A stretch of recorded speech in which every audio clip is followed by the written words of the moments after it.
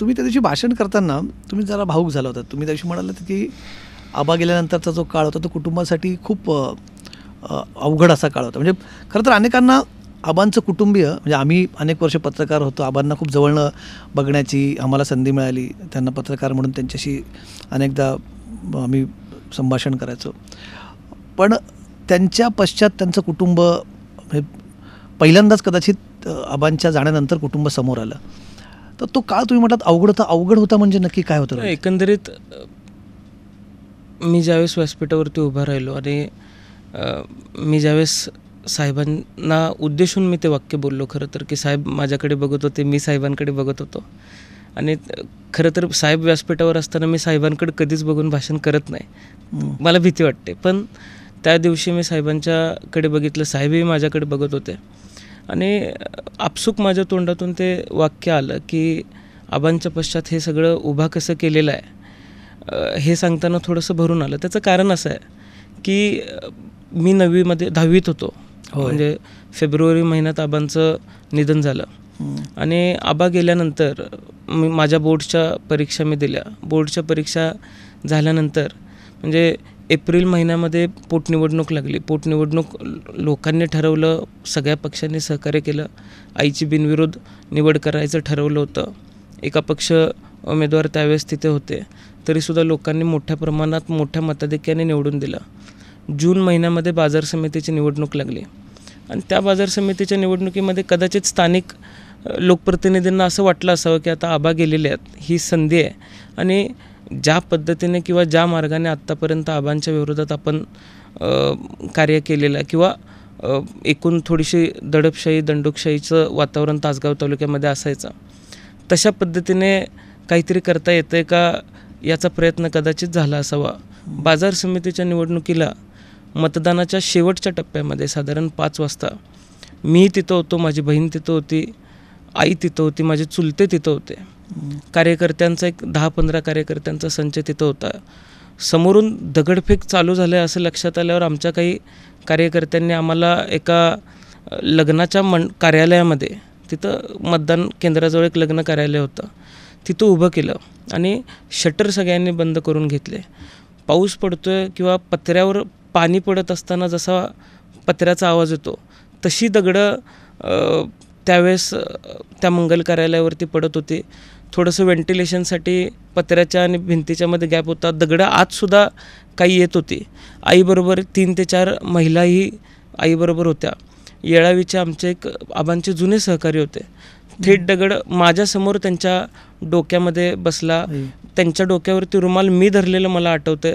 स्मिता दिदी धाडसानं पुढं जात होती. पण एकूण आतल्या सगळ्या लोकांची मानसिकता थोडीशी घाबरलेली होती आणि ती परिस्थिती मी बघितली. त्याच्यानंतर अनेक निवडणुका झाल्या. त्या निवडणुकीमध्ये हा प्रसंग सांगताय तेव्हा तुमचं वय किती होतं? 15. मी 11वीला होतो. अच्छा, 15-16 वर्ष माझं वय होतं. त्यामुळे एकंदरीत ज्या भीत्या वाटायच्या होत्या ती भीती त्या कार्यालयात मोडली होती. ह्याच्यापेक्षा जास्त काही होऊ शकत नाही हा विश्वास त्या दिवशी मला आला. आणि त्याच्यानंतर तो प्रवास. तुम्ही कधी असा विचार केला होता का, म्हणजे गृहमंत्री हे महाराष्ट्रातलं सगळ्यात मोठं पद असतं. सगळं पोलीस डिपार्टमेंट ज्यांच्या खरं तर अखत्यारीत येतं हे गृह खातं, त्यांच्या कुटुंबाला असणारी सुरक्षा, आणि तुम्ही काहीच वर्षांपूर्वी म्हणजे अगदी काही दिवसांपूर्वी, काही महिन्यांपूर्वी गृहमंत्र्यांची सुरक्षा बघितली आणि नंतर काही महिन्यातच अशी स्थिती की सगळ्या कुटुंबाच्या जीवावर बेतलेलं आहे. दगडफेक तुम्ही म्हणतात पावसासारखी दगडफेक होते. हा फरक जाणवला का तुम्हाला त्यातला? की निश्चितपणाने फरक तो जाणवला. मी सुदैवाने खरं तर एक गोष्ट आपल्याला सांगू इच्छितो, अनेक आबांचे मित्र आबांच्या त्या निर्णयाच्या बाबतीत फार सहमत असतील असं मला वाटत नाही. पण आपण जिथे राहतोय तो परिसर आपल्या मुलांना कळला पाहिजे म्हणून वडिलांनी एक निर्णय घेतला होता की घरातली आपली जॉईंट फॅमिली आहे आणि वडिलांनी एक निर्णय घेतला की सगळ्यांनी एकत्रितपणाने गावाकडे राहावं, गावाकडे शिक्षण करावं. मला आठवतं मी तसा घरात शेवटून 2 नंबर, पण आमच्या दोघांचं शिक्षणच इंग्लिश मिडियममध्ये झालं कारण त्याच वेळेस सावळजला एक इंग्लिश मिडियम चालू झाली होती. पण माझ्यापूर्वी जे काही घरातली सगळी मुलं होती ते जिल्हा परिषदेच्या शाळेत शिकली. मलाही अंगणवाडीत गेलेलं आठवतंय म्हणजे तिथली मटकी फार चांगली असायची आणि ती हळद टाकून बनवली जायची. मग ती अंगणवाडी सेविका तिथल्या होत्या एकदा आईने त्यांना विचारलं की मटकीत असं काय घालतंय की मुलगा तशीच मटकी पाहिजे म्हणतोय, तर त्यांनी हळदीतली मटकी सांगितली. आता वडिलांची ती इच्छा होती की आपण ज्या परिसरामध्ये राहतोय किंवा ज्या परिसरामधून मोठे झालो आहे तो परिसर आपल्या मुलांना माहीत पाहिजे. कदाचित त्या परिसराने आम्हाला घडवलं. आबांच्या पश्चात जे काही आबांचे जुने सहकारी होते, जे काही आबांचे हितचिंतक होते, त्यांनी अत्यंत बारकाईनं लक्ष देऊन माझ्या आईची वाटचाल सोयीस्कर करण्याचा प्रयत्न केला. मला बोट धरून चालायला त्या लोकांनी शिकवलं आणि त्याच्यानंतर हे सगळं घडत गेलं.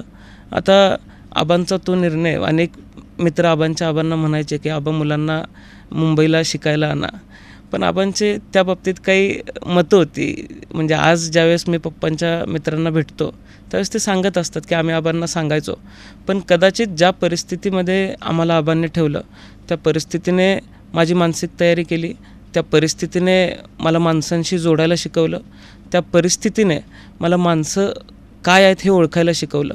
आणि आबा गेल्यानंतर पक्षाची मतदारसंघामध्ये झालेली पडझड, अनेक लोक सोडून गेले होते, अनेक आमचे गावचे लोकप्रतिनिधी आम्हाला सोडून गेले होते. त्याही परिस्थितीमध्ये मतदारसंघातल्या लोकांनी ठरवलं, आईच्या नेतृत्वामध्ये जिल्हा परिषदेला जास्तीत जास्त सदस्य आमचे निवडून आले. तासगाव नगरपालिकेला आम्हाला नगरसेवक सोडून गेले, नगरपालिका पडली. त्याच्यानंतर झाली एक निवडणूक. त्या निवडणुकीमध्ये अनेक प्रयोग केले गेले. आमचा नगराध्यक्षपदाचा उमेदवार अवघ्या 109 मतांनी पडला. त्यावेळेस एक गोष्ट लक्षामध्ये आली की आपण कष्ट केलं तर आपण येणाऱ्या काळातल्या निवडणुका, येणाऱ्या काळातल्या परिस्थितीवरती मात करू शकतो.